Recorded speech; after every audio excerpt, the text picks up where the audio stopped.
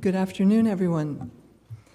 On behalf of the School of Advanced International Studies and Dean Vali Nasser, welcome to SAIS, and thanks for coming on a beautiful afternoon. Before we turn to the subject of green finance in China, I just want to say a few words to set the stage. My name's Madeline Ross. I'm Associate Director of China Studies here and Executive Director of SAIS China, which covers all of SAIS's formal activities in China, the Hopkins Nanjing Center, and our dual degree program in Beijing. Your hosts here today are the Paulson Institute and several groups at SAIS, including the Foreign Policy Institute, the China Studies Program, and the Energy Resources and Environment Program. Both SAIS and the Paulson Institute have a focus and a strong interest in the study of sustainable growth, energy, and environmental issues in China and the United States. So it's no surprise that we have found ways to work together. Most of the things that we have done are educational and research activities like the one here today. But I had one other example I thought I would share with you. Recently, several students from the Hopkins Nanjing Center worked as summer interns at the Paulson Institute in Beijing. Those students since graduated, and one of them works on clean air in Asia full-time, and the other is getting a PhD in climate change. So I think we really do find ways to educate the next generation of global environmental leaders together. It's really a cliche nowadays to say that solving today's pressing global problems involve China and the United States working together. But nowhere is this more true than in the type of environmental challenges we'll be talking about today. In the midst of trade war and growing confrontational languages and cyber espionage talk, it's really important, I think, for us to be reminded of the advances the United States and China have made together, the need for engagement with China, and the unfinished work that we still have to do together, some of which I think we'll discuss today. I'd like to introduce today's moderator, who's Deborah Lair. Deborah helped to launch the Paulson Institute in 2011, and she continues to serve as its vice chairman. The Paulson Institute was founded by Secretary of the Treasury Henry Paulson in 2011.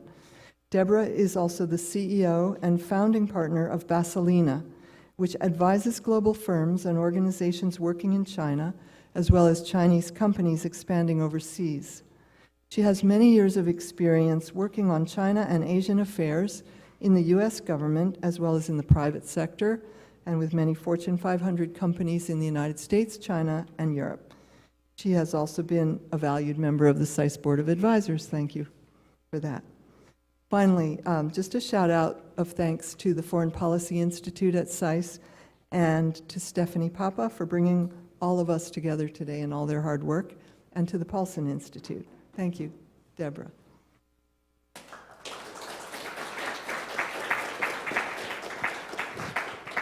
Great, thank you very much for that generous introduction. And on behalf of Hank Paulson and the Paulson Institute, we are so delighted to have all of you here today, and we're very appreciative to SAIS for hosting us. We've had a very long and deep partnership with SAIS.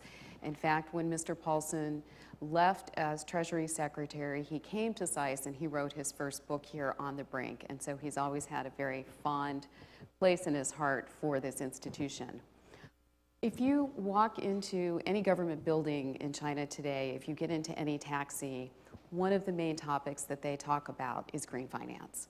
It's hard to believe doing that here in Washington, D.C., but in China, there's a recognition that the environmental challenges that the country is facing are so deep that it's necessary to find ways to come up with the financing to meet these challenges.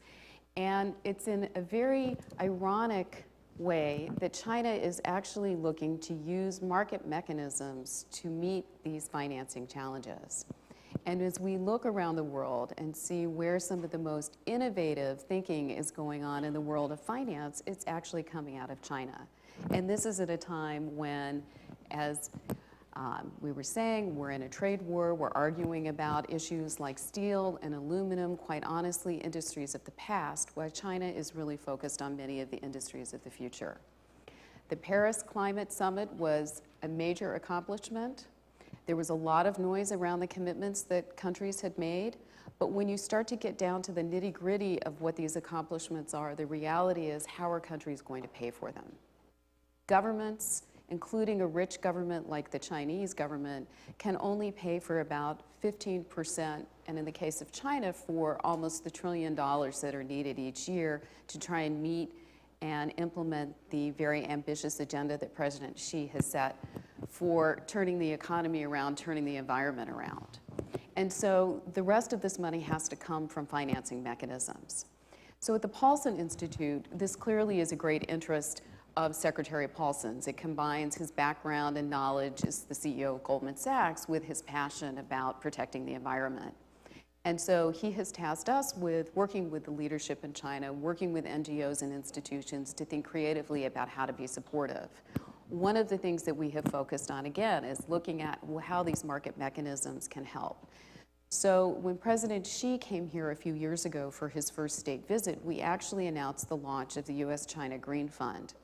And it's a public-private partnership that combines a think tank, the Paulson Institute, which is a non-commercial advisor, with the Chinese government in coming up with what the structure and focus would be, but we have an amazing group of ex-Warburg Pincus, Goldman Sachs, fund managers who actually have put together what is now a highly profitable fund that invests in U.S. technologies. It doesn't bring the technologies to China, so we're not going to get into anything controversial, but it actually finds the products, brings the products to China and deploys them in achieving greater energy efficiencies and helping clean up the air and a whole range of other things. And so this fund has actually been going on for about 2 years, and we have on our agenda a range of other things, how we can use fintech to promote sustainability, how we can work in developing, and we're going to hear more today about the carbon markets and what China is doing there, but how we can support some of the innovative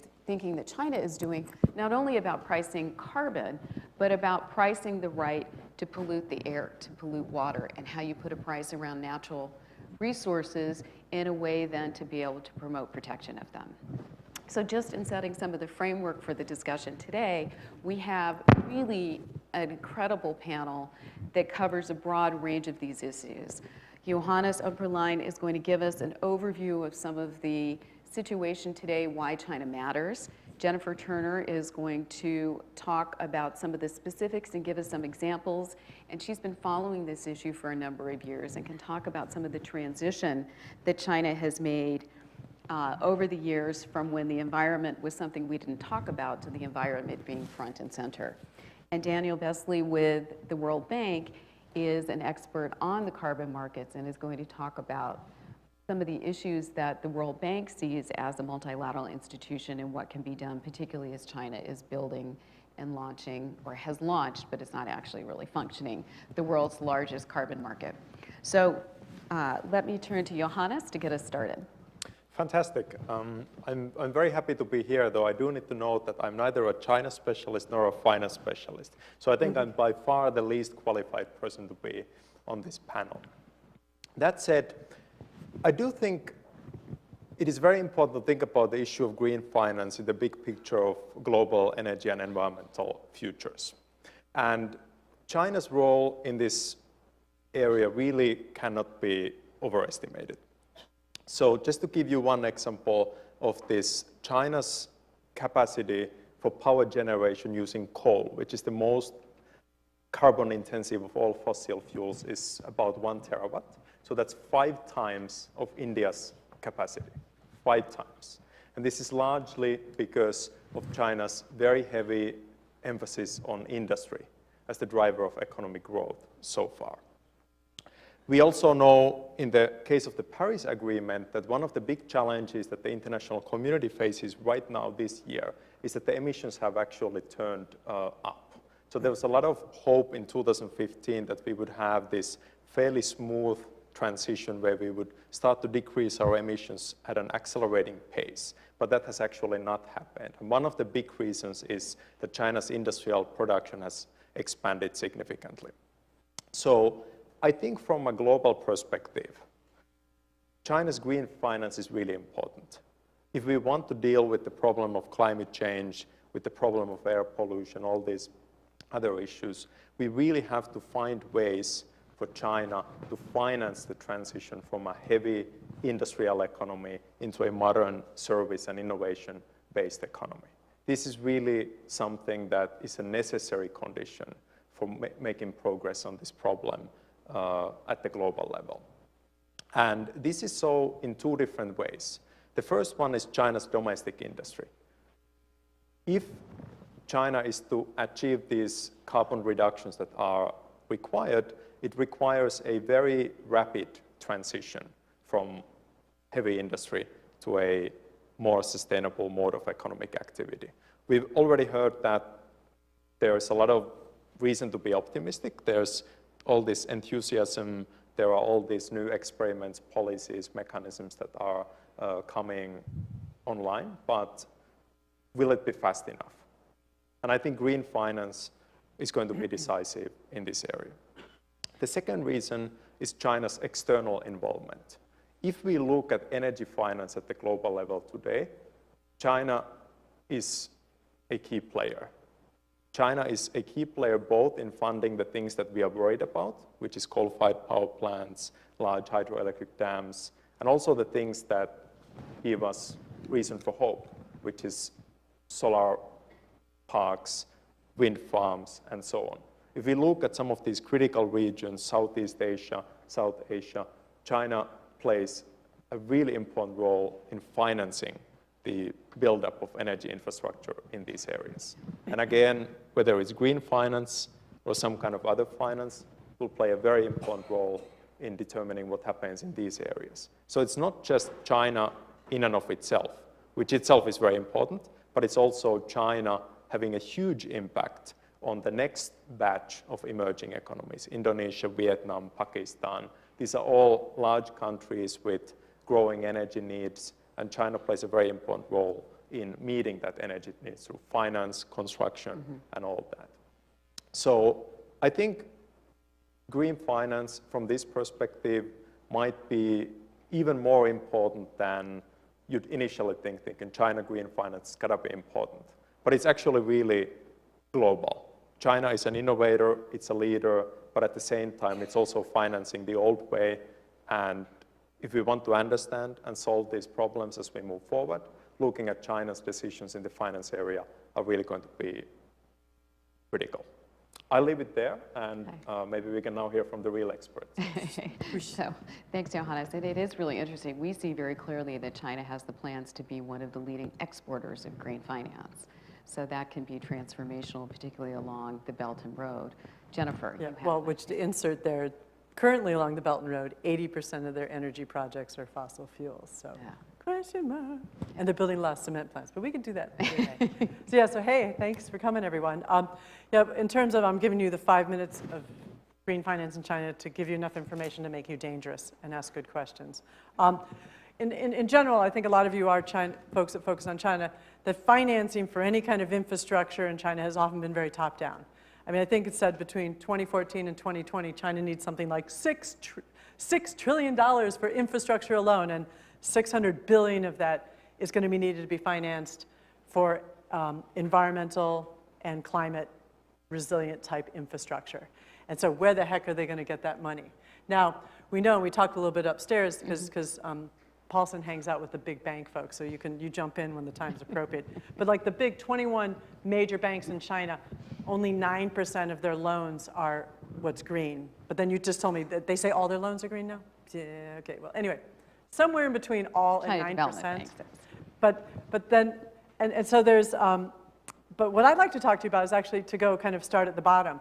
I'll tell you about at the China Environment Forum where I work, where I've been working for 19 years, I get to meet a lot of movers and shakers in China. And in July, I hosted a group from the Shan Rural Development Bank. Everyone except my assistant can say, does anyone know where Shan Rural Development Bank is based? Anhui province people, but they have branches all around China. They're a relatively small bank of 7.5 billion in assets, but 2.17 billion of that is green loan portfolio. What? So it's a smallish bank, but their chairman, Xiao Sun, truly an inspiring man. And Deborah, I have to introduce him to you, because if you don't know this man, you need to know him. He's really inspiring, because he's decided that he wanted to turn his bank, his, again, small bank, into the world's first 100% green private bank. And the IFC has been working with them on this. And so, you know, and they came to the States because they heard that I'm doing work, you ready for this, on sludge to energy, like, you know, methane capture to power the plant, so poop to power. And so they were really interested in trying to expand their understanding of green infrastructure. So I was tromping around with these green bankers, that's wastewater treatment plants. It was awesome. But what's the reality? You know, so they have this goal that they want like 60% of all their loans to be climate friendly and 70% of all the products. Now, and when I say products, a lot of people don't know what this is. There's everything from loans to bonds to mortgages. What else would be a product, Deborah? Funds. Yep. Funds, any kind of funds. And so they want to have, you know, 70% of them that are going to support green infrastructure. And they've started with building energy efficiency. They're working with Lawrence Berkeley National Lab, which are the more technical people. Because, all right, financing is not just about money, people. It's also about, can you measure what's green? How can a bank know that I'm going to give you money for a loan to retrofit, to build, invent something new that's green when I don't even know how to measure it? And so Lawrence Berkeley National Lab, they're very nerdy. They know how to measure stuff. They've got a building energy efficient project working with a lot of Chinese counterparts. They're also working with Citibank. And I think that this is what's interesting. You know, when you said that China needs to go on green finance, one way that they're going to do it is that building these kind of networks with diverse groups, not just the high-level multinational, but also these other kind of labs, because it's really, it takes a village to kind of make this happen. One thing that's also kind of important with what they're doing, and they're also working with Renmin, you know, Chinese universities. So they're really starting to build the capacity, and they've issued their own. They've got a green mortgage plan that they've been doing, and they're also really interested in trying to help build the education in China. So, and how many of you have WeChat? Raise your hand. Yay, yay. All right. Did you guys know that there's a WeChat mini app, Green Commercial Bank? It's meant to be a little bit more educating you on what it is, but they're also building out a green finance information portal that's meant, and that's why I'm going to introduce, I'm matchmaking with you guys, because they want to get both within China and outside China to become, they want to become an information clearinghouse to help people understand what is green finance at all levels. Another example that's beyond them, actually, just to talk a little bit more broadly, you know, information on what is green. There's also another way that information is really important, where I'm seeing some NGOs in China work on, is actually risk assessments. Nothing gets business people like running, screaming into the night when you tell them about the risk to their investments. Ma Jun, not the financing Ma Jun, but the water pollution activist Ma Jun, they did a report about looking at the water risks in coal development in Western China. And so they picked 30 coal plants, and they did very thorough assessment and kind of told them, like, your risk is not just you're going to run out of water, because to be honest, if any of you know energy, when energy companies need water, they get it. But they were looking at more the regulatory risk and what it will cost them. And so I'm seeing more NGOs kind of light a fire under, you know, educating the government and the business sector, which a lot of it's state-owned, on how, you know, to be afraid. Because that's the big thing, that you can build all these tools, Deborah, but how are they going to use it? They need to know how to measure it. They need to be incentivized. Another quick example, and then my 5 minutes will be up, right? You're supposed to hold that up, and it's 5 minutes. Is that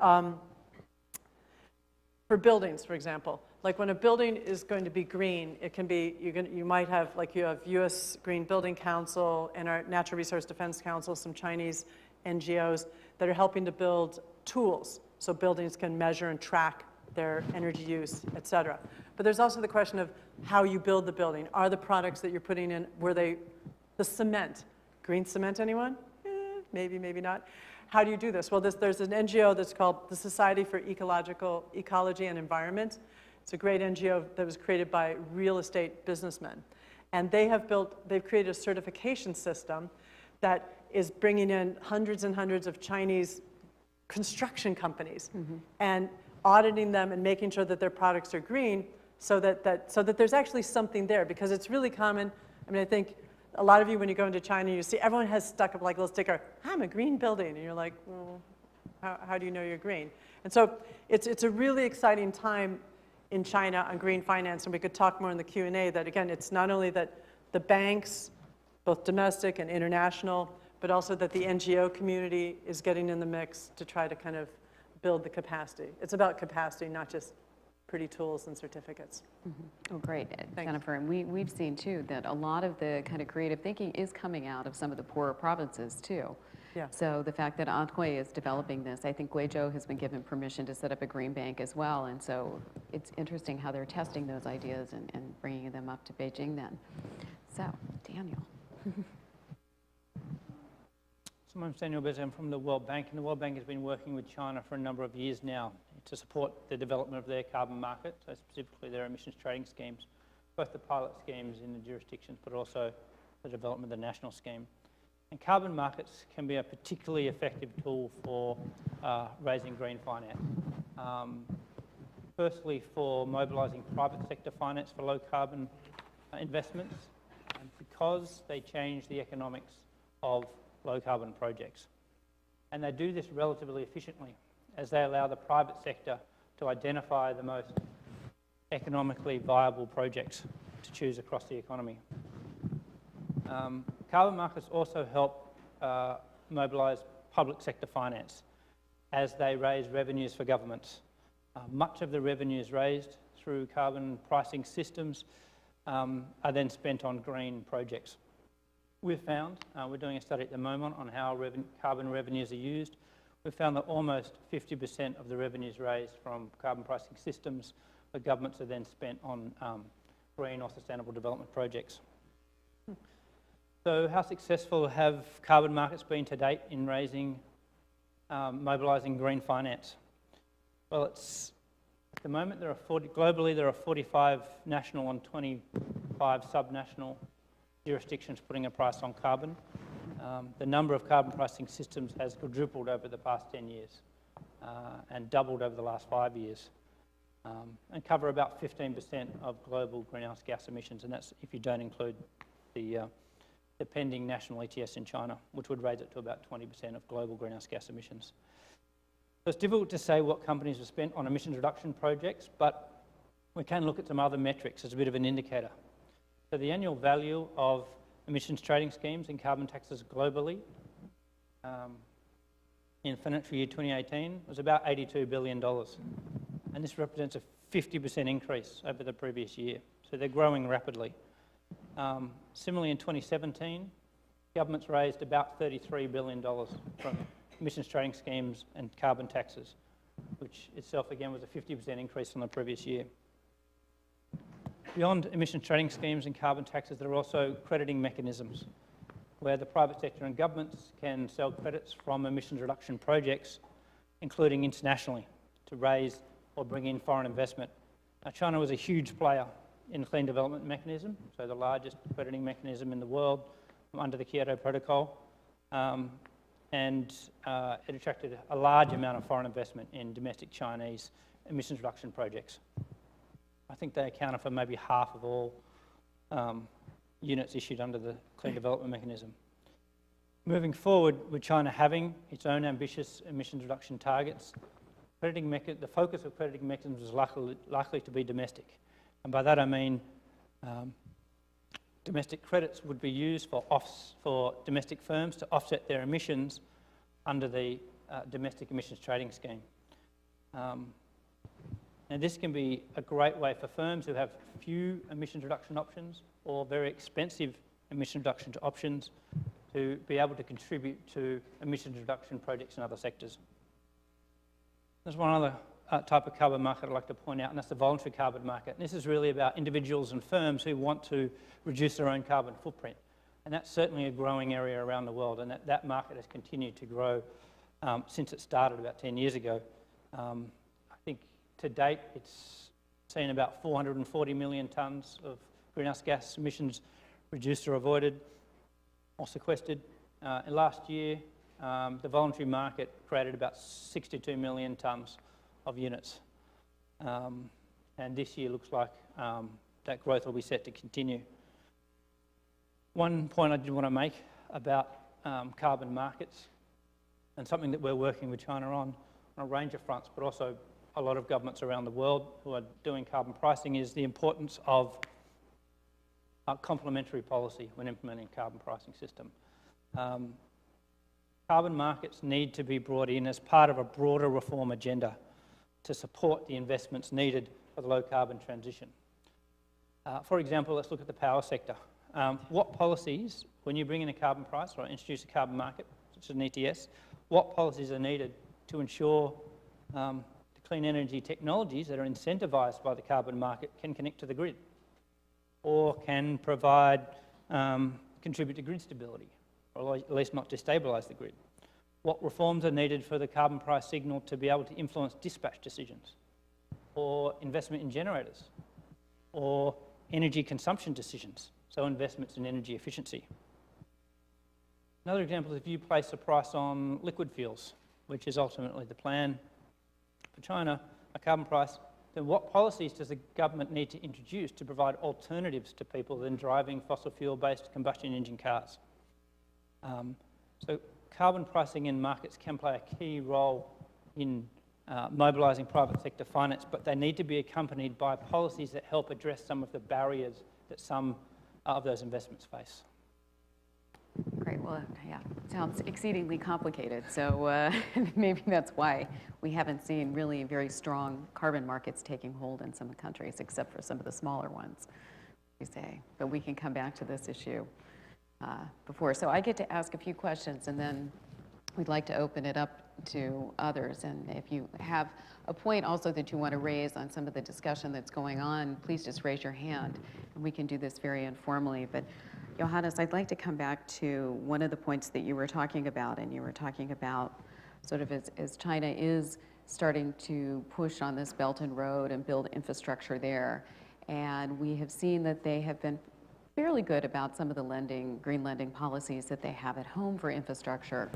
But are we seeing the same kind of standards applied on the Belt and Road? And it's so significant because the infrastructure that's going to be built now is going to be around for the next 20, 30 years in some of these countries, and is going to have a significant impact in those percentages of greenhouse gas emissions.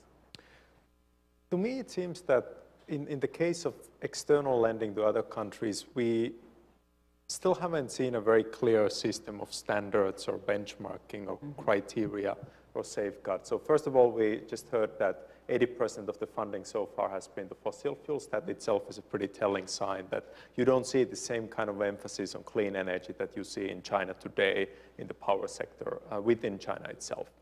Another example I'll just give to you is that there was recently a major dam project that was funded by Chinese banks.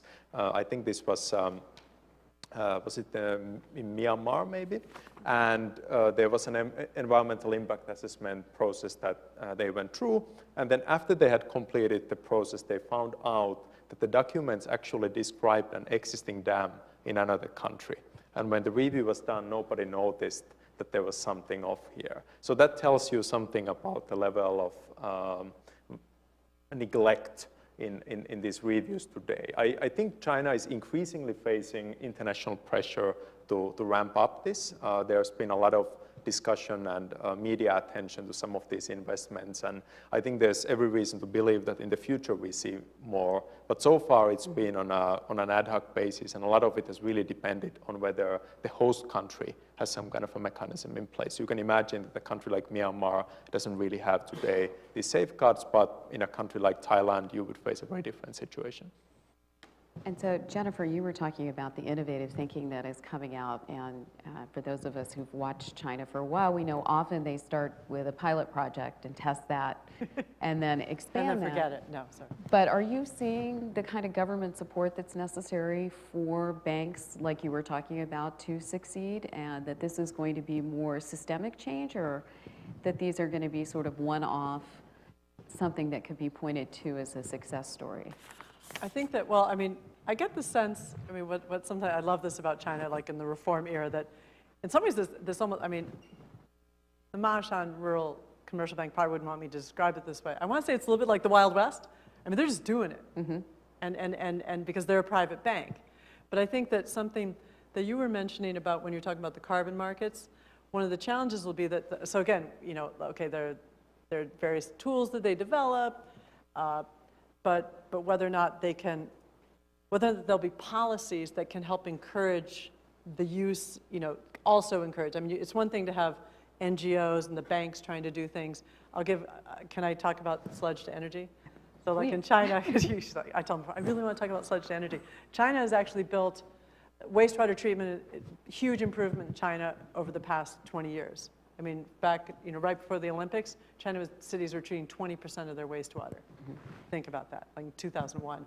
And now almost all cities are treating waste, but they haven't been treating the sludge. So they have a challenge which I call sludge mountains are being tossed around China, and it's a big source of pollution.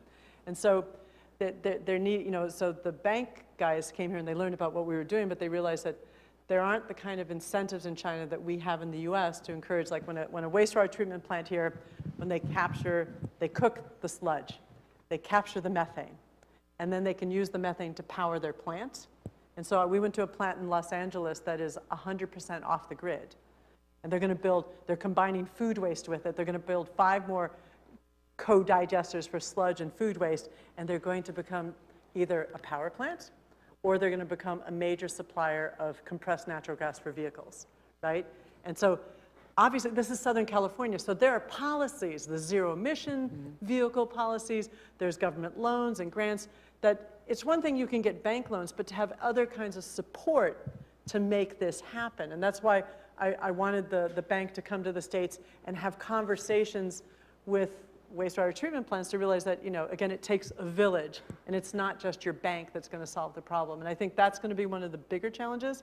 I think it's great they're developing the tools, but, you know, how do we kind of marry this innovation with the government making the right policies? Or even, for example, in the case of methane capture, or even getting this on the grid, or for part of your projects, you know, for clean projects like solar panels on the roofs. I mean, you've probably seen in China, it's really difficult for them to feed that into the grid because China's state grid and south grid, they love coal. And it just, so it's not just a technical issue. And so that's some of the, so I will zip it there, but it's. We saw very similar things. I mean, and you talked about building energy efficiencies, and in China, I think we haven't followed this so closely in the last 2 years, but building energy accounts, I think, or for buildings account for about 40% of greenhouse gas emissions in China. And so if you can address the building issues, you've made a significant dent in some of the challenges there. And addressing it is fairly easy. I mean, one of the things you do is you have high standard building codes that you change on a regular basis, and then you have people who come in and enforce them. But we worked very closely with Lawrence Berkeley Labs because in their nerdy way, they are experts on building codes, and I learned a lot more about building codes than I'd ever expected. But Chinese don't. They change them maybe every 5 years. It's not done on a regular basis. And it's usually at the lowest common denominator as opposed to the highest common denominator. And the buildings are inspected to make sure they're up to code before they're built. Yeah. And so, you know, if it's done before it's built, of course on paper it's going to be right. But when you talk about the kind of cement that you're using or the windows that you're using or whatever it is, there are very few people who are going and inspecting it after the fact. Right. And so just some simple changes, as you were talking about the whole network and regulatory structure that needs to change. One of the biggest issues in China today is enforcement. And going and just having third-party inspections, which is a great way to create jobs, is the certification process for people to go out and inspect buildings in China and eliminates whole levels of corruption. You can have a whole private sector job creation around building inspections or whatever it might be, carbon inspections and collecting, right, the data that's necessary for carbon and things like this. That's one of we think a lot of these issues are more around job creation than they are necessarily around the energy efficiencies. But, okay, on the carbon, what would you say are some of the biggest challenges facing China as they transition to this national carbon market? Because as you mentioned in your statement, China and President Xi has put forth a very ambitious program for carbon. And it could be transformational for the world if they're successful. And because China is so large, just the creation of the national carbon market, right, with one sector, already it's the largest in the world. But what are some of the challenges that you see that it's going to be facing to really be effective? Yeah, all governments, to be honest, face challenges bringing in carbon pricing systems. And some of those will be common in China. Just the pushback from business is always a major challenge.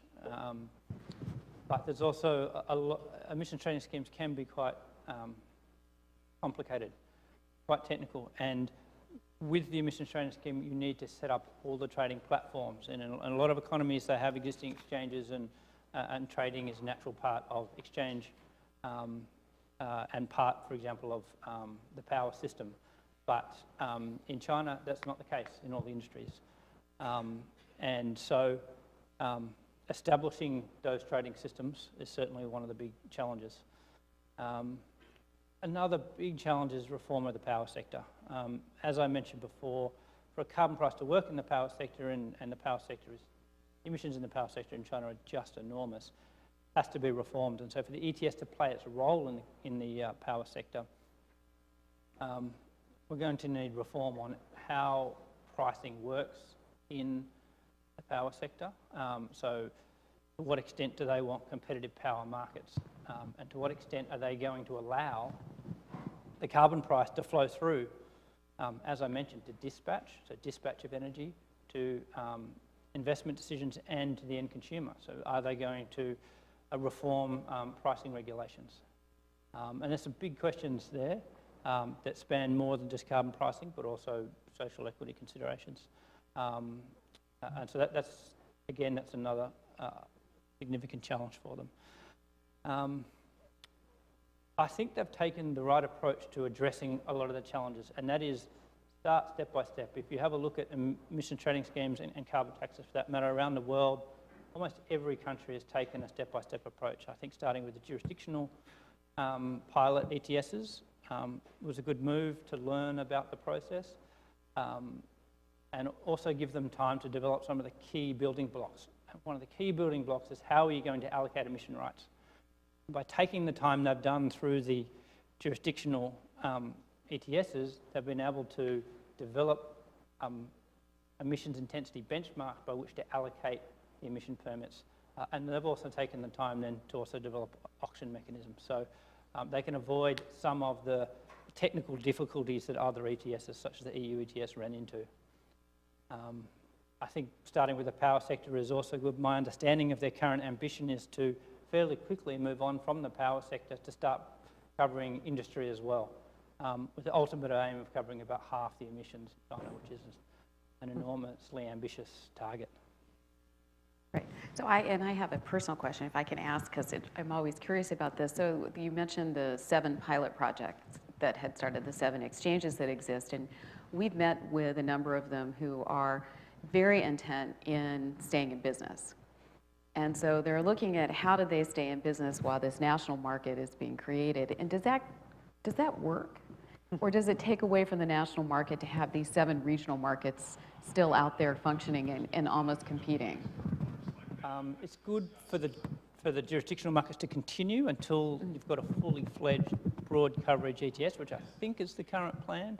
I'm not sure it's clear exactly what happens to them when the full national one comes in, but that should help keep some of the businesses going. Some of the businesses you refer to there will be carbon credit providers, and I think that it's true globally that there's been some thin times for carbon credit traders and project developers, but I think with the growing voluntary market, so there's demand from corporations from around the world for carbon credits to help reduce their carbon footprint and become carbon neutral, is one market they can tap into to keep them going. But as long as there continues to be strong signals from the central government that a national market will happen, then that will help sustain investment in those businesses. Okay. All right, before I open it up for questions, I have one question sort of for all 3 of you. and that is, we've talked a lot about China being a leader in green finance and potentially an exporter, and a lot of the innovative thinking coming out of China of how they're developing new products. Already they have bond exchanges with the UK and Singapore and other things like that. And this is very much a top-down decision that's been made, where President Xi has said this is the direction we're going to go.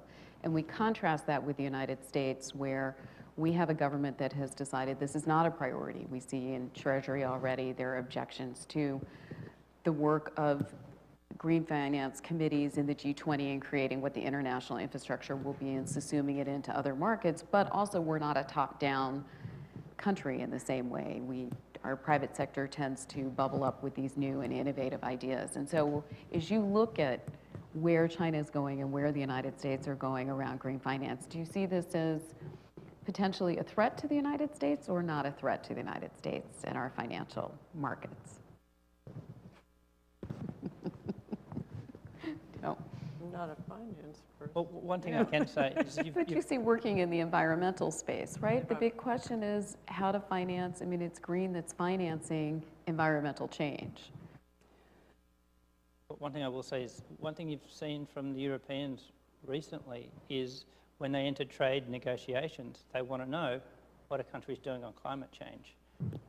And that is a factor that influences their trade negotiations and may not get to the extent of actually applying border tax adjustments, for example, which some talk about on countries that aren't taking action on climate change. But it's the start of that kind of conversation about, well, what kind of relationship do we want to have with other countries, given what kind of action they're taking or not taking on climate change. Johannes? To me, it seems that China's external outreach on these financial issues and other related policies is less of a risk than what the US government is doing itself. I don't think, given the magnitude of the challenge, that there's going to be a dearth of things to finance. So in that sense, even if the Chinese government pushes very aggressively for infrastructure finance and investment in the green area, I don't think that means that there won't be opportunities for the US financial sector. But like you said, if the US government sent the wrong signal and makes people a little worried about where is the US as a country going, I think that's a far bigger risk. That kind of shooting yourself in the foot is the risk here, much more so than any perceived competition from China. Okay. Let's talk just briefly about the Belt and Road Initiative. That there's been talk about Xi Jinping, I'm going to green the Belt and Road, and one of the issues tossed out there is green bonds. China's the number two issuer of green bonds in the world right now, even though some of their bonds do not meet international standards. Question, is a cleaner coal plant a green bond type project, people? Maybe, right? It's cleaner and greener, but that's not international standards. I don't think hydropower dams, they're also not. Yep. And so there's some concern that if China does go crazy, not crazy, starts really pushing their standard for green bonds, then that doesn't bode well for them really truly greening their infrastructure. But I think that there's the Climate Bond Initiative. Do you guys work with them? Yep. Yeah, so they're working fast and furious, and I think you guys are too, just trying to look at how can they create truly green tools on the Belt and Road, even though the Belt and Road it's again the Wild West. It's not just Chinese government bank directed, it's all these Chinese companies, and so I cannot get my brain around that. So. Okay, we'll open up for questions. And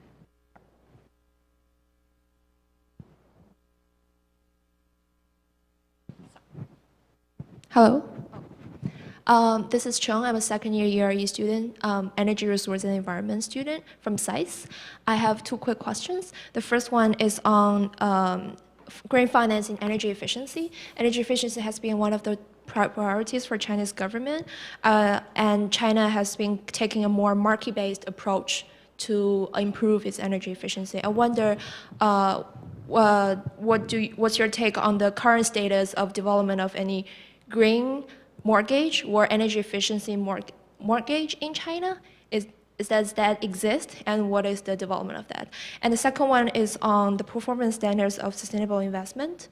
So to my understanding, how green finance can work is because we can aggregate capital. And we aggregate capital and we reinvest in financial intermediaries. However, one of the problem is that for the financial intermediary investment, they don't have to comply to all the performance standards. For example, the IFC performance standards, they only have to comply to a portion of that compared to direct lending, direct investment.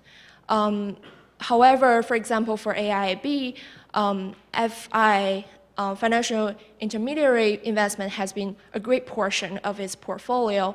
So what do you think of this dynamic? How can we ensure that the end customer actually comply? Thank you. There were a couple of questions there. So I don't have anything to say about the first topic. I'm going to leave the topic of mortgages for others. I do have one, but it's not a green one. It's just a traditional one.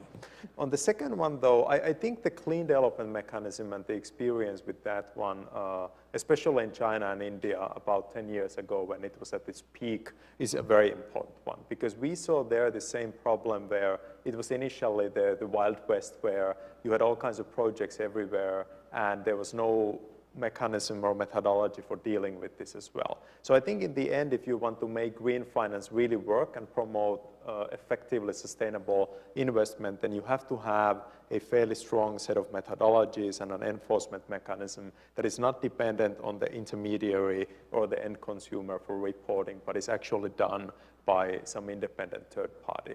And one of the things that I think people should remember about the clean development mechanism is that even though it was very difficult for the first 4 or 5 years, the quality of those projects improved significantly until we got to the point where the carbon price collapsed and there was no longer any demand. On green mortgages, as I mentioned, the Shan Rural Commercial Bank, that I think they really are the first that's really, I mean, there's been talk about making these tools. They've been working with the IFC and Citibank and Lawrence Berkeley National Lab to develop the green mortgages. So it's still kind of in the pilot stage. I mean, they've been issuing some, and so it's an encouraging trend. And I think, but as Deborah mentioned, there's probably other experiments happening, and this is, you know, it's kind of the normal way stuff happens in China. A little bit of, there is bottom up. Sometimes the central government scatters the seeds and said, do this, but you know, I think they just, in general, for green finance, they just said, just do it, something, right? And so they're really open for experimentation. And again, I think that the Shan is unique in that they have just really formed amazing partnerships and can probably get it up to the scale that's needed. And they're not just in Anhui, they're all over the country. Just want to make sure they're not like rural country bumpkins. One thing that when I had Shan and Lawrence Berkeley National Lab come and speak, I don't know if this gets a little bit to your second question, but like on building energy efficiency loans, again, I'm not a finance, you help me on this if I mess this up. Evidently, when you have loans, like if there's a lot of small ones that you can then go to a secondary market and bundle them, they don't quite know how to do that yet. And that's about all I can say on that account. But I can, if you're interested, I can introduce you to, and you can link to, we have webcasts on this, but can you say anything to this loan bundling stuff? Have you guys been talking about it? We haven't been talking about it, no. Okay, well, Lawrence, I mean, again, it sounds strange. Lawrence Berkeley National Lab, known for the China energy team, is really big. It's called the Building Energy Efficiency Project. You can find that. So there's, again, there's just so much potential for this, and we're just scratching the surface here today on what can be done, I think. I also want to support the point about the importance of having good quality standards and good quality MRV for green finance. Without it, you won't be able to scale the finance. You won't get international, large-scale institutional investment until there's good standards on green finance and good MRV associated with that. And CDM was a great example. It actually scared a lot of investors initially because of poor standards. Yeah, and one thing we should be clear about is there is a lot of money out there looking for good investments in green. There is a lot of money. And so whoever can find the right formula can attract a lot of capital. Do we have any other questions? Right. Oh, here in the front row. Maybe we can gather two. My name is Fan Li. I'm the coordinator of China work at the InterAmerican Bank. So we met before at some events. I really like all the comments and the inputs that for the green finance. Since green finance in China is a big topic. So at the InterAmerican Bank, we have been following closely, and we have been carrying out a lot of exchange programs. So we heard a lot of things from China, from the central government, from the think tanks regarding what they have done as the leader in this area. But the question to us is like, since we work for Latin American Caribbean, and then we care about more operations or investment overseas, for example, the Belt Road or overseas investment in Africa and Latin America. And just a compliment just now, because recently we received some requests from ICBC, that's the largest commercial bank in China. They are working to have some principles tap into their investment. So to me, it's like really exciting news, because this almost the first bank they want to tap into really the ESG or kind of the principles into their investment. And just now, Jennifer introduced the Shan commercial bank. I have to say, really, that's excellent, because it's beyond what I have done, because I work a lot with the policy banks, commercial banks, but never tap into the Shan commercial bank. So there are a lot to learn. And then my question is like, really, is there, because everyone's talking about China in the green finance. So, and then I'm pretty sure you have a lot of knowledge and experiences, because you mentioned really that area I never tapped before. So is there any, from your experience or work or interaction with China, some innovative financial mechanism that created by China and then can be applied into kind of like really the investment operations to overseas? Or just want to say to enhance the real collaboration between China and then some other regions? Because there really is my question, because I'm trying to pursue kind of like a real deep collaborations into investment, but really there are not a lot of that things happening. And then when I talk to the investment officers in China, they're like, when we talk about investment, we talk about the solar, we talk about the wind. For example, we talk about even hydropower. In Latin America, we categorize them into green finance projects. But when we talk about investment, it's not that area. So that's the thing I want to see if you happen to know, some financial innovative mechanism that they are in China or from some local provincial commercial banks, and that we can learn and that we can enhance the collaboration. Thank you. Well, and your boss has been a real leader on this issue through the multilateral system. So Mr. Moreno really is a thought leader on green finance. Do any of you have? I think one thing, just to make a comment, and you're going to think it seems very superficial, but I think we were talking about it upstairs. What'd you call it? Fintech. Fintech. I think fintech is transformational. So, because you look, I'm going to give a different example, and then you have to talk about the ant forest. Tencent, who has WeChat? I asked before, right? A lot of people with WeChat. Well, Tencent is working with the Nature Conservancy on a sponge city initiative in Shenzhen. Sponge city, a way to control stormwater runoff. And one way to do it is for buildings, and their headquarters became a pilot, Tencent headquarters, to have green infrastructure, the sidewalks that absorb the water and the garden roofs and all kinds of crazy things. And then Tencent said, we have an idea. We need to be able to benchmark this. We could create an app, and then we could sell it to people. I'm like, yes, right? So again, getting the tech industry, this is my beginnings of understanding that the tech industry in China, once they start seeing a way that they could commodify this kind of needed sustainable investment, in this case in buildings, they're going to blow us out. That's where the threat will be. They're going to just beat the pants off us on this kind of stuff. Ant? And so how many know about Ant Forest or Ant Financial?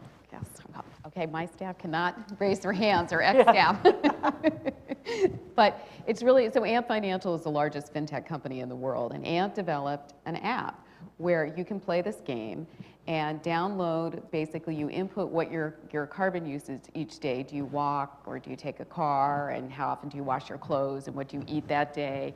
And you start to gamify your usage, and you get these certain rewards every morning, but you can use those to, then the goal is to build a tree, but you can also steal your friends. And so you can start to play against your friends and compete and see who builds the tree first. And once you build your tree, actually they have a partnership with an NGO that goes out and plants a real tree.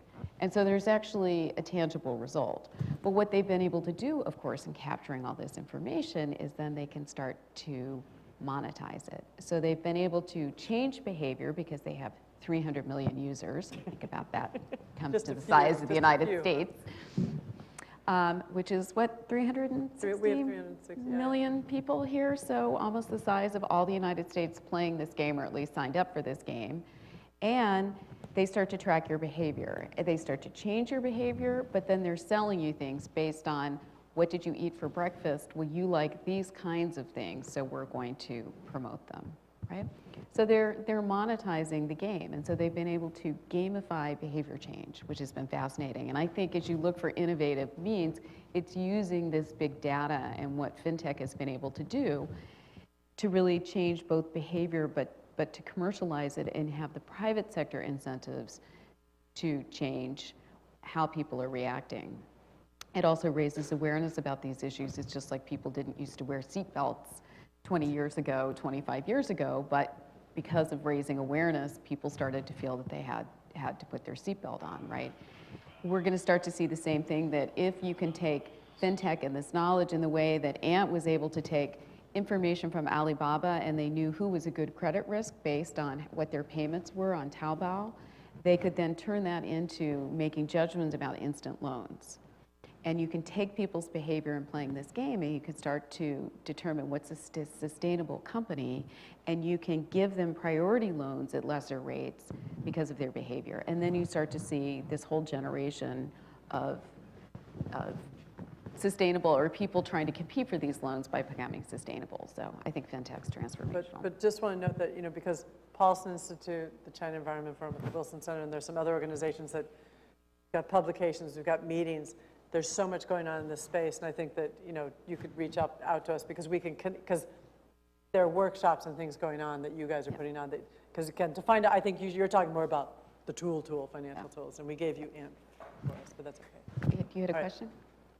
Great. Is this working? Yeah. There we go. Hi, Bettina Bergu from NRDC, not to be confused with NDRC, which has happened a couple times in working in China, a little bit now on green finance. Deborah, you mentioned, other than the US-China Green Fund, you mentioned Green Fund as well as the word Green Bank a couple times, and I wonder if you could talk more about that. What we have, as I said, our Green Fund, which we've been developing. We have been talking about and asked to work on ideas. Ma Jun has been thinking about the creation of a green bank. We talked about what I know Guizhou has applied to actually set one up, and there are a number of the provinces that are thinking about establishing green banks. I don't think any are as far along as your friends are, and a lot of question is around what really is a green bank and what do they do.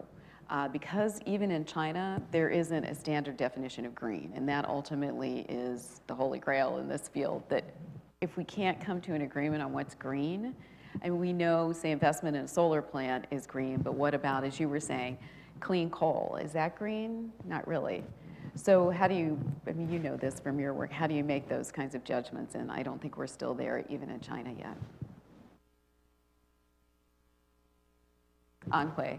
Well, I think in terms of a private commercial bank, Shan Rural Commercial Bank, and if you're interested, you could connect with me, and I think talking to my friend at Lawrence Berkeley National Lab, you can learn more about what they're doing. Is it Jonan that you work with? Or no, it's Carolyn Sissom. Oh, okay, yeah. But she's part of the group. There's this giant Clean Energy Research Center that a program started under the Obama administration. There are 5 of them, and it's consortium, U.S. and China, national labs, NGOs. I think NRDC is involved in some, and researchers and businesses working together on technology. Like one of them was building energy efficiency, there's water energy technologies, but the building energy efficiency one is probably the most developed and the most commercialized. It's really been highly successful in bringing together the U.S. and Chinese, building, financing is but one component, but it's the one that's really taking off.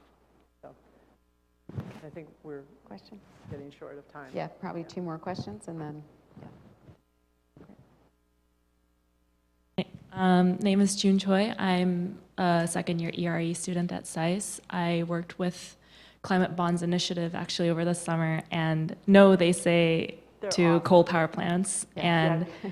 I think for hydropower plants, they are saying just yes to small-scale run-of-the-river ones. Yeah. But yes, so they work very closely with China on setting standards and working closely with Chinese banks who are interested in becoming issuers and also investors. But I'm wondering, when it comes with Belt Road Initiative projects, I'm thinking that one of the main channels by which to ensure that the projects are green is by ensuring that the banks that are handing out the loans, the major ones, Exim and CDB, would have clear standards on what should be green and how to enforce it. And you touched a little bit on this, Deborah, but I'm wondering if you, in your individual interactions with people working at these banks, what kind of standards they actually have when they're screening which projects to give loans to. And then the second part of it being, if you think that those standards are robust, what kind of enforcement efforts are they putting into that? So again, enforcement is the key issue, but I would say, one, that the standards are still under development, and there's not a common set of standards even across the policy banks. And that's one of the challenges. And so you can go look at the statistics, which they will tell you are very high for green loans that they make, but they're really not up to the standards that the international community would have in looking at what those are, and there are no enforcement mechanisms on this. That is the other weakness in the system. So people like the other Mahjun, the financial Mahjun, who really is like the grandfather of green finance in China. He was the chief economist at the People's Bank, and he was from Deutsche Bank before that, has his own think tank now, and we're working on an initiative with him to come up at least with voluntary principles for green lending along the Belt and Road, so that we could encourage at least international institutions like the InterAmerican Development Bank and China Development Bank and others to sign on to these. And it's the City of London, so you'll bring sort of the UK, who's been partners with China actually in developing a lot of these structures through the work that they did in the G20. Some international institutions, we're talking to a number of American financial institutions and banks to see if they'll sign on to them. But again, it's all voluntary. And we're a long way away from any of this being either mandatory, maybe at some point in China it'll be mandatory, but again, there's a lot of things that are mandatory there that aren't enforced. So I think we're a long way away from that aspect of it. But I don't think we're too far from, at least in China, a common definition of green and some kind of clarity around what the lending standards are. But the Climate Bond Initiative, I mean, they've been a big driver for a bunch of NGOs came together to create the climate bond standard for like water criteria, which again, I keep thinking jobs. If you're going to have these clear criteria, then you have to have certifiers, Yes. Third party set of those kinds of, I mean, that's what's really encouraging. But again, how, and I know CBI is working on this, like how do you get buy-in for Belt and Road stuff? And I guess the big question is, who are you even talking to, right? Because you got all these individual Chinese companies investing, and there's the host countries, but which agency, and they're just, who do you talk to make sure that they actually comply to these? The World Bank. Okay, I think we have one last question. Hi there, Noah Schlosser from Berkeley Research Group. I'm also a SAIS alum from a few years ago. So to your last point about green finance, that term not being still solidly defined, I think we've kind of used the term green and carbon interchangeably during this whole conversation. And I was curious to what extent there is any interest in financing for projects not only that are limiting carbon, but also non-carbon air pollutants. Obviously, China has a rather large issue of urban air pollution, which is not just a carbon issue. And so the answer may be none whatsoever, but I was curious to what extent there's any interest and movement in the idea of prioritizing projects that are not only addressing carbon emissions, but also addressing other causes of urban air pollution. Thank you. President Xi gave, I would say President Xi gave a big speech in May where he outlined a very aggressive and very detailed plan for what they're going to do on green finance, and pricing other natural resources was a core part of that. And the new Ministry of, what is it, Ecological and the Environment, it's the ME, which has taken a portion of the NDRC and brought carbon and others into it, is looking at how you start to do this kind of pricing. And if they can do it, I think they probably will be some of the first in the world, right, to put a price on natural resources like that, with trading rights for polluting the air or polluting the water or polluting the soil. But the reason, like in China, that we talk interest in the carbon is just simply because most of their electricity comes from coal. But definitely, I mean, in the Shan case, I mean, they're not just looking at carbon projects. They're looking for, that's why they came to the States. They wanted to learn about wastewater treatment plants and sludge treatment and electric vehicles. In fact, in the next couple of years, every single person that works at Shan throughout China will have an electric vehicle. And so they came here. They were also trying to learn about the infrastructure that supports those lovely little electric vehicles. And, you know, what's the best kind? How do we invest? How do we? And so, yeah, no, it's definitely, I mean, again, I'm in awe of Shan folks, and you know, but again, it shows you that it's, you know, China's their oyster. I mean, you could green so many things in China, but it's not just carbon. It's water issues and also ecological, like green ag, kind of trying to make sure that you don't have a lot of pesticides and fertilizers running into the river. So yeah, and we haven't even touched on another meeting. We need to talk about green finance in rural areas. Figuring that out. You know, we're just talking at cities today, right? Well, many thanks to all of you for coming to join us on a beautiful afternoon when you have lots of other choices, and many thanks to our panelists for joining us.